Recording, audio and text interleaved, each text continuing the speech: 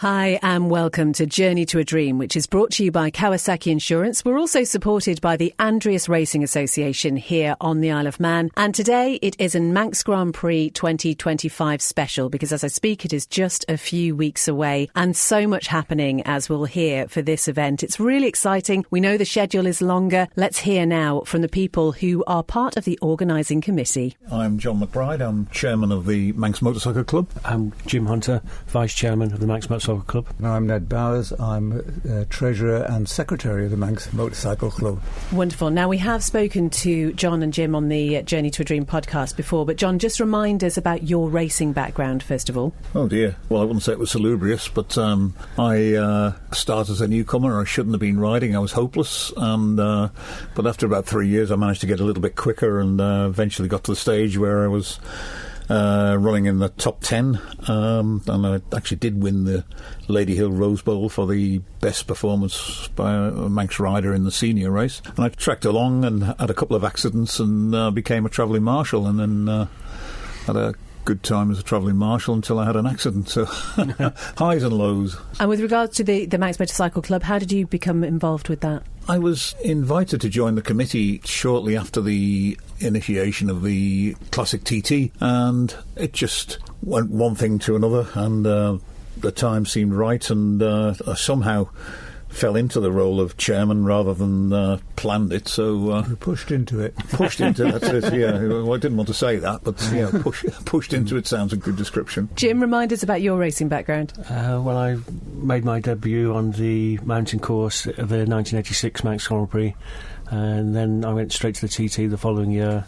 Then rode up until 1991 in the TT. Didn't do anything in 92. Then I got appointed as a travelling marshal in 93, and I've been travelling marshal ever since. And with regards to your involvement with the motorcycle club, how did that happen? My recollection is that around about 2008, the club needed a website, and I had a bit of background in building websites, so I got asked if I'd do one for the Manx Motorcycle Club, and then I joined the committee, and I've been on the committee ever since. And Ned, welcome to the podcast for the first time. Tell us a little bit about your background. I did a bit of club racing up at Derby, but I made my debut in the Manx Grand Prix in 1982 in the newcomers race, which was probably about my best finish. Didn't get much better than that afterwards. But I was sort of midfield, sort of where in the senior Manx from 83 to 89. Then I retired from racing and was a travelling marshal from 1992 and then another 24 years after that, so over 30 years riding around the mountain course one way or another. And now again involved with the Manx Motorcycle Club. How did that happen for you? I think it was the then chairman Bill Bennett suggested that the Manx Motorcycle Club needed a treasurer, and it was a very easy job, and it wouldn't take up much of my time. Even I know that's not true. And before you know it, you get involved in all aspects of the club and the Manx Grand Prix. So I've been on the committee of the Manx Motorcycle Club for 18 years now, and I think I'm the longest serving member. And you know, we're going to talk a little bit about how 2025 is going to be, because I know there are some significant changes and some exciting things happening. But John, there's such a passion for the Manx Grand Prix. There's such affection for it. What is it about this event, would you say? I don't know. I really don't. I think it's as grassroots as you can get with having riders who are of a great standard, because you've got to be of a good standard to race on the mountain course. A lot of the riders are very much out of club racing, and they really feel like they're probably going somewhere, and their supporters probably feel like they're going somewhere. So I feel it creates a great atmosphere and a great anticipation of the event. I think that's probably it, yes. And Jim, I think the great thing is that so many people involved in the organisation, like all three of you here, have been there yourself and truly do understand what it is that's going through those racers' minds. Yeah, it's just it's the love of riding a motorbike around a mountain course. And if you're a motorcyclist and you enjoy riding your bike quickly, when the roads close and you have that excitement of riding round. I can remember when I first rode in the Manx, all the newcomers used to go on a coach around the course, and the chief travelling marshal at the time was a guy called Kipper Killip, and he gave you instruction on how you shouldn't ride it. But the funny thing is, I can remember exactly who I sat next to on that coach trip, and we're friends now. I remember the guys who were sat in front, the guys who were sat behind, and there's that sort of common interest in riding your bikes around the course that bonds you. You all gel together, and there's a real camaraderie. Everyone's got really different sorts of backgrounds. That's where I went wrong. I missed that coach. It's the love of the bikes and riding the mountain course. That's the thing that makes it really special for me. It's the lure of the mountain course, which draws you out there, and to be actually sat on the grid for the very first time as a newcomer, and then off down Bray Hill by yourself. There's nothing else like it's a memory you'll never forget. Tremendous experience, and we all feel the same. We've all got memories about the first time we went out on the mountain course, and it's one of the things, many things, that binds us together as past riders. We've got a massive attachment with it, and do anything to try and ensure its longevity, I would say. Well, I think it's something that everybody remembers for the rest of their life. It defines you for the rest of your life, really, because people in the 80s and 90s who've ridden on the mountain course can still remember. We've talked before about what it takes to get people to the start line, but it does seem that people who want to go out and ride around the mountain course are a different breed to the people who just would think, I would never want to do that. And it's like, where does that passion come from? And for you, Ned, did you grow up in a biking household? No, I didn't. In fact, my father actively discouraged me from riding a motorbike, but as a child I was brought up in Ballabruy Way, which is, it's very short, about half a mile from the Quarterbridge. So some of my early memories, and I think I must have been extremely young, because I can remember sitting on the hedge watching John Surtees and John Hartle going down towards the Quarterbridge. And you could, in those days, as a very small child, probably only 6 years old, wandering off down and sitting on the hedge and watching that. Always been so accessible, and therefore it always becomes part of your own personal psyche. And so I guess the question for all of you is, what does it mean to be such an integral part of this event still carrying on? I think we want to see it continue, and we're looking after it for the next generation, really. And we want to see it go forever. Whether that's possible or not, we don't know, but we'll certainly aim for that, yes. I feel exceptionally proud and privileged to be part of this. Yes. We want that legacy to be passed on to future riders who have the same ambition that we had, and indeed everybody has had. It should be an opportunity which should always be available to young aspiring riders who have some talent. Yeah, a guy called David Harding, who was on the committee at the time. I was walking the dog and he pulled up on his motorbike and he said, we'd like you to join the Manx Motorcycle Club. And I was just so excited about it. It's a great honour, I think. It is for me. Yes. No, likewise. The same thing when I got the phone call. It was really, I was walking on air for the rest of the day. Fantastic. I love how this has all happened, though. It seems to be, there are people involved and you get that magic phone call, and it is, I think there's that real sense of responsibility that is passed down to people, because as you mentioned, John, it's a legacy that you want to keep going. Talk me through then 2025 and how Manx Grand Prix is going to look and what's going to happen. Well, we have 4 races. 4 races. There'll be the junior and senior, but there'll also be a super sport and super twin, and they will reflect the previous races. So we'll have 2 super sport races. One will be the senior, and 2 super twin races. One will be the junior. But it gives riders a greater opportunity to spend more time on their machines during practice and during racing, and the object is really to get them ready for the TT.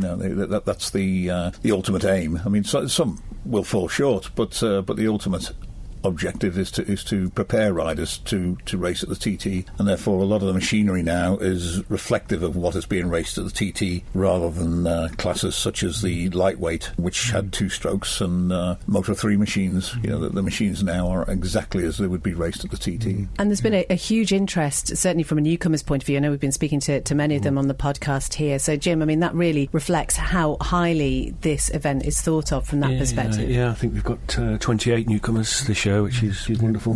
We could have had double that, possibly even treble that. The selection process, if you like, is looks at all the past results. So we're taking the top third of people that have made applications. So just to get onto the newcomers weekend is a real bit of recognition. But it's a global thing. We've got people from New Zealand, Czech Republic, Spain. Quite literally, the international percentage of riders is significant now. So it used to be principally a British riders event. In fact, it was a national event, so there weren't any international riders. But now it's for several years now. It's been an international event, and that's reflected in the number of newcomers we get. And we've had some outstanding newcomers from overseas over the years. And, it was about 10 years or so ago we had Camel Holand, the first Czech rider winning the newcomers race. Well, we've had Italian winners and Italian and Spanish winners of the Super Twin race for the last 3 years, haven't we? It's looking like a true international now. And it must be so difficult though when you get so many entries, having to turn people down must be heartbreaking. It is actually, because we can understand how they feel. It probably affects us more than somebody who's a bit remote from it. So what is it based on? Is it literally just looking at their results as a whole? What goes into that selection process? Well, it's results and their riding ability. I mean, sometimes they can be fast, but they can be a bit erratic. So we take all sorts of advice from various people as to how they perform, and sometimes they're just not quite ready. They might be fast, but they're not quite ready for racing on the mountain course. And you feed that back to them? Yes, we try to. Yes, it doesn't always go down too well, but there are people who try and never get in, and it's heartbreaking for us because we always try to accommodate them if we possibly can. We see a sort of a turnover within the Manx Grand Prix. A lot of people come and they do the Manx Grand Prix for about 2 or 3, maybe 4 years, and then they'll drop out for various reasons, probably personal reasons, often to do with finance, because it's a very expensive business and a commitment. But within that, other riders will move on to the TT, and the TT is now very reliant upon riders who have graduated out of the Manx Grand Prix and now form the TT, to the extent that the solo TT entry now is comprised of about 2/3 of former Manx Grand Prix riders. So unless we have those newcomers coming in at one end and then progressing through the Manx Grand Prix, we won't really have a TT entry. So the Manx Grand Prix itself now is fundamental to the future and the success of the TT. Yeah, that breeding ground element, I guess, for the next generation is just not only about understanding the course, but also, I guess, a little bit of everything else that goes into it, all the requirements, the regulations and things like that. Yeah, it's a frame of mind as well. You need people who are of the right frame of mind to race at the mountain circuit. So in terms of that, we've got 4 races then. Do we know at the moment which races are on which days? How's all that panning out? On the Saturday we have the Super Sport and the Super Twins race, and those races are in a sense duplicated on the Monday, the same classes, but they're named the Junior and the Senior, and those are the events which have the names attached to them, which have histories going back well before the Second World War, back to the started the event in 1923, I think. So there is a lot of kudos associated with the Junior and the Senior Manx Grand Prix, which have magnificent trophies. Better than the TT even. And we've obviously had some fantastic Isle of Man talent who've been at the top of the MGP leaderboard, and obviously we see many of them now racing in the TT, which again is just testament to what a great training ground it is. Yes, it is. Very true indeed. Well, we had Nathan, of course. Yes. Nathan finishing 4th in the Superbike TT. Nathan and Mikey Evans. Yeah, Mikey Evans, Joe Yeardsley. Joe Yeardsley. We've got some really exciting local newcomers this year with Grant Thompson. Grant's been riding extremely well, and his Andreas champion did really well at the pre-TT, won a couple of races there, did well at the Southern last week, so he's a really exciting prospect. In my opinion, it's good to see some of the overseas riders coming on and doing well, because I think that really bodes well for the future of the event. The standard of the riding, I would say, is because of all this selection and filtering that takes place beforehand. Yes, the standard of the bars just got higher and higher. Something that the newcomers that we've been speaking to so far have talked about are the newcomers events, the weekends. I mean, we've just had one on the weekend just gone. Fortunately, the weather was amazing, which is what's going to happen during MGP this year, just so we know. And that side of it is so important, and I think it probably has come on leaps and bounds compared to possibly what it was when you guys started out, where maybe you just sort of went round in a van a couple of times. There is a real focus on making sure people are ready. It's made a huge difference. And when you watch the practice, you can just see that people are pretty clued up as to what's coming next and how they should be taking the corners. It's trying to get that message home as well about not trying to go too fast too soon and building your speed up slowly and waiting. It's almost a danger, I feel, that you can do so many laps in the car that you think you know the course, and you haven't really had the opportunity to ride it on both sides of the road, so this is steady away and build up slowly is the key to it. And what's the best piece of advice you'd give any of the newcomers setting out? Take your time to learn it properly. Yeah, take your time. And don't assume too much too soon. Soak in the course rather than go at it, and be more relaxed and organised. Well, one of the things I'm really pleased about, you asked about this year, one of the things I'm really pleased about this year is that the first 3 practice sessions, the Saturday, Monday and Tuesday, is 100% Manx Grand Prix. That should be a real bonus for our newcomers, because they've got the whole, all those sessions to themselves to settle in and get a few laps in and try and get a feel for what it's all about. That's a massive bonus. And to have our races on at the weekend in the centre with a contingency day on Sunday and Tuesday, we were in such a strong position this year. So it's worked out really well for us, I feel. I think stretching the meeting out to including the Classic TT into a fortnight has worked in our advantage massively, 100%, because we'll get the free track time at the start of the meeting, which is exclusively Manx Grand Prix, and weather permitting will allow riders to be qualified after about the 3rd session at the very latest, before the Classics even arrive on the circuit, and having the bank holiday weekend exclusively for our races on the Saturday and the Monday are the prime slots, really. So we're looking forward to it very much. And I guess from a fan's point of view as well, we know when we've spoken particularly to you, John, before about the fact there has been criticism in recent years about the scheduling and things like that, but now the fans perhaps feel that they've been heard and this event really is going to be more tailored to them. Yes, I'd agree with that. I think that's true. It works well for the Classic TT as well, because all those guys that the department are keen to encourage, like Davey Todd and Dean Harrison, who would otherwise be riding at Cadwell Park for the British Superbike on the Monday. Yes. They will be at Cadwell Park, but they're free to come over to the Isle of Man to compete in the Classic TT races.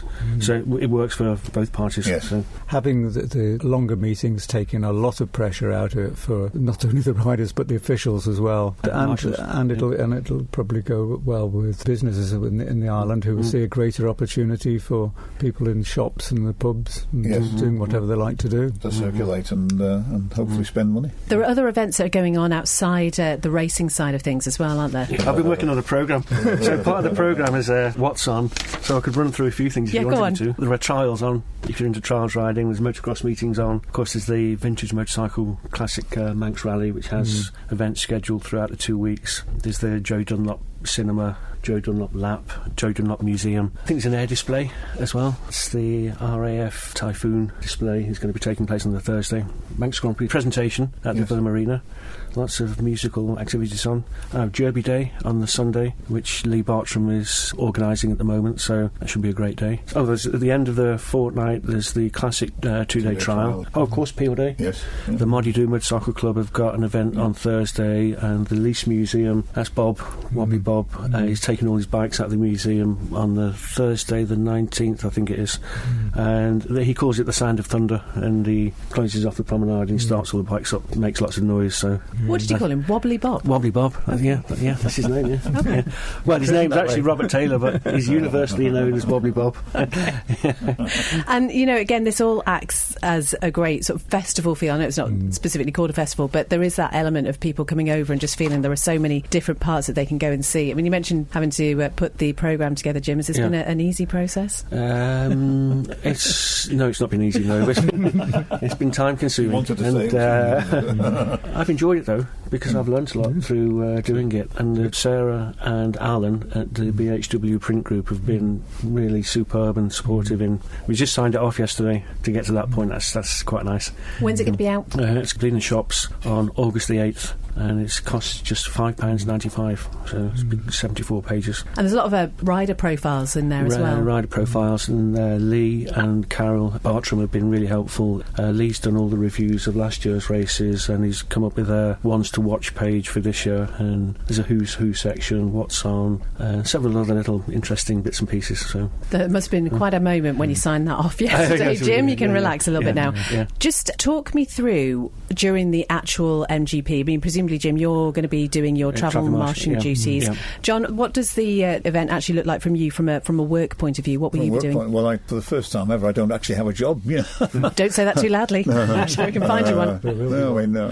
It used to be in race control. control, but had an operation go wrong and ended up missing a year. So I'll be just hovering around, I think is the term. Keeping everything hanging together, that's what you meant to say. Yes, that's what I meant to say, yes. Ned, what will you be doing? Well, hopefully we'll be out there with the cameras doing the live stream for the Manx Grand Prix this year. We're just putting together specifications on how we're actually going to do it. We've done it before for 3 years, in 2017, 18 and 19. We did a live stream, and we hope to be doing it this year as well. How we do it, we're working on at the moment, and that'll be announced when we get there. The other big thing that's happening at the moment is our new revamped website is just about to be launched. It's been months in the development stage, and it's looking fairly spectacular at the moment, and it'll have links to all the events that Jim's been mentioning, all the news about the riders and the race reports and everything else you'd expect. Sure. And there's going to be an online shop in there as well, which looks pretty good. Mentioned to Gary Partridge from A Happy Dog, who'd be cross if I didn't mention his name.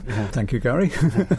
That side of it is so important, isn't it? And having the website and also the social media profiles as well. Our social media, we've been working on. Ella Cowan has been looking after our social media for about the last 9 months, something like that. And she's getting some massive views on Facebook, TikTok and all the rest of it, impressing us with her numbers. We're on the map. Jim, you mentioned the awards presentation evening. Is that open to everyone to go along to? Yes. It is, yes. It's £5 admission. I think we're offering some complimentary tickets to Marshall's, aren't we? Yes. So if you sign on a Marshall, you can go to the Marshall's office and they'll have a ticket for you. You can book those via the Villa Gaiety website, or you can pop down in person to the... Pay on the door. Or pay on the door, It's actually a great night, actually. There's a bit of tradition involved in it, and it's very good. We spoke to Jack Hunter. Oh, yes. You might know him, Jim, recently. But Ned, your son is also involved in motorcycling as well. Is he racing up at Derby? Yes, both Jim's sons, Jack and Jewin, race at Derby, as does my son Sam. And Sam has been involved in the live broadcasts as well and previous as a presenter. But they're all CB500 riders up at Derby, which, if you haven't seen it, it is spectacular. And again, we talk so often about how great it is to have that facility, and it's just grown so much in recent years, hasn't it? And I think that passion, we talked about Lee Bartram and Carol and everything that they're doing to promote it. And it's so important, isn't it? Because it goes back to what you were saying, John, is that actually what we want is for these events and the MGP to continue for years to come. And I think that's the key, really, is doing a good job every year and making sure that it's memorable and people want to come back. Marshall-wise and everything, is that anything that you get involved in? How is that looking? It's looking good. I was at a meeting this morning and they're reporting they're slightly ahead of 2023 recruitment at the moment, just about the same as 2024, but they're hoping for a bit of a surge. They're pretty confident that they're going to be there, yes. And typically, is it the same sort of marshals you get for the TT, or do you get ones who are specifically just here because they look for something? There are some that come for both. The majority actually pick and choose between the two. Some prefer the Manx Grand Prix, others prefer the TT, but there's a difference there. And it's the same with the medics. They have a similar profile, where some prefer just to come for the Manx Grand Prix. There seem to be the same local marshals, the same number of local marshals do both events. Pretty loyal bunch, aren't they? The Sting Packet have just announced, haven't they, a new incentive scheme for marshals travelling to the island. Yes, that's right. Yes. And it's a lot easier than it was previously to accumulate enough points to be eligible for £100 discount on your crossing. And that's a nice incentive. So £200 if you do the TT. Yeah, that's right. And it's just so imperative, isn't it, those little things, because I mean it does cost a lot, and so many people give up their time for free to support these events. Yes, and as a marshal myself, stuck on the mountain during the TT, you can feel a bit ignored at times, but if things like the steam packet incentive do make a difference, not necessarily that much to your pocket, but you feel that you are actually remembered. So just talk to us about, from your point of view, what made you want to go and be a marshal, Ned? That was a bit obscure, actually. After I finished being a travelling marshal, I was thinking, what am I going to do now? But my wife was already marshalling at Brandywell, so I thought, I'll go up there and marshal at Brandywell. I've been at Brandywell now for about the last 8 years, which is, as you know, is the highest point in the course and can be the coldest part in the course and quite bleak at times. You've got to be fairly dedicated to be up there in all sessions. Also the most hospitable. Oh, yes. Really? It's the best place to stop. It's also a travelling marshal's haunt. They even you get such a warm welcome when you start there. Jim has his birthday during TT practice week, and he gets rewarded with a birthday cake. Yeah, absolutely. And again, it's all that that spirit. You know, there's a real friendship and almost like family-like feel, isn't there? Yeah. It is, yeah. Hopefully we'll have a bit more downtime over the 2 weeks. Yes. And it'll mean that marshals can go out and do their own thing. Yes. Relax a little bit in between the practice and race that sessions. is something that's been missing with a tighter schedule, hasn't it, really? Yeah, and it is tough. I mean, talk about Ned being stuck on the mountain, you know, particularly if there are any delays for whatever reason. That can be really tough and draining, I guess. Yes. Well, I suppose mercifully the Manx Grand Prix for a marshal is that the sessions are shorter because of the daylight hours, so you're not up on the mountain with the one-way traffic systems, and you're not stuck up in there for hours and hours and hours, and you can lose days on end up on the mountain sometimes during the TT. But the sessions are shorter for the Manx, and you can get on and off the mountain much more easily.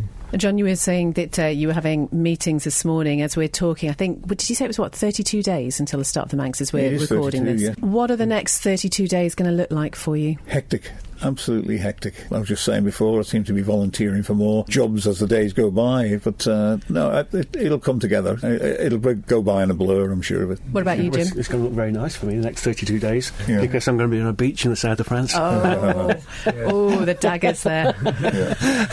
In terms of future planning, I guess, for the club itself, I mean, we always talk about the need to get people involved and volunteers. What sort of person would you be looking for to get involved with the club? Somebody who can offer something, really. I think that's the thing. We just recently, Lee Bartram has just joined us as a director. You know, he can bring a lot of marketing expertise to the club, I think. What it's done for the Andreas Club, yes. If you can replicate that. Yes. It sort of gives us a link in with Andreas as well. Yes, of course. Which I think is quite valuable because it keeps our feet on the ground. We've got Luke, haven't we? And we have Luke Fair, who's early 20s, but he does lots of work with the filming. No, so it doesn't have to be old fellas like us. No. He's helped with the programme, so it's nice to have a selection of younger people involved. Yeah, we're starting to get younger people in there, aren't we? Just finally then, if we were going to be speaking, which we may well do, after MGP 2025, what will success have looked like for you, John? Well, success, really, a great race event, good close racing, 0 incidents, nobody injured, and a lot of people here. I think that's probably the biggest, and they've all had a good time. And Jim, you'll be hiding your holiday tan underneath your Marshall leathers. It's a good question, what makes a success? I mean, I was obviously down at the Southern last week, and that was a huge success, and because of all the things that John just mentioned, great racing, everybody had a fantastic time, relatively few accidents, fantastic effort by the club, and everyone went home feeling really happy and making their reservations for next year. So I guess that's it, really. That's what we want. I think if everything goes off on schedule, we don't have any interruptions. If the weather is in our favour, that's always going to be good for us. After that, it's down to the riders, and I wish them a successful and safe racing. It's not all a matter about record speeds or breaking lap records, but it's doing their personal bests and coming away with it and being able to get on the boat afterwards and just have those stories. And given half the chance, Ned, would you go round there again at top speed? Well, I'd say to myself not, but every so often I'm in the car, I'm driving out towards Peel or somewhere, and I'm going through Greeba Castle, and I'm looking at the line, and somehow in my head I'm still diving in and out the bends. You can't stop doing it. What about you, John? Exactly the same. Even though I know how it ended up, I think I'd just go through the whole thing again. I don't think I'd change anything. And Jim, you still get to do it? Well, I think I've got it out of my system in terms of trying to go really quickly. You got all these younger travelling marshals like Jonathan Woodward and Johnny Hegg, and you think, OK, fair enough, I'll just hang back behind you guys. But I've got it out of my system completely. I'm quite happy tootling around on my marshal's bike now. You don't look like you're tootling. But anyway, we'll take that. Ned, Jim, John, thank you so much for coming in, and we wish you all the best for a very, very successful MGP 2025. Thank you. Thank you very much. Thank you, Beth. Thank you so much to John, Jim and Ned there. I'm really not convinced Jim has completely got it out of his system. It was great to hear about all the events that are coming up for 2025 for the MGP. If you can get hold of a programme, please make sure you do. I'll post the link to their website on the podcast page, and as soon as the new website is updated, we'll post that on there as well. And I'll also put the links to Jim and John's former Journey to a Dream podcast too. It's well worth a listen just to hear about how they got started in racing and some of the great stories that they have to tell. Journey to a Dream is brought to you by Kawasaki Insurance, and you can find out more about them by visiting their website. It's kawasaki-insurance.co.uk.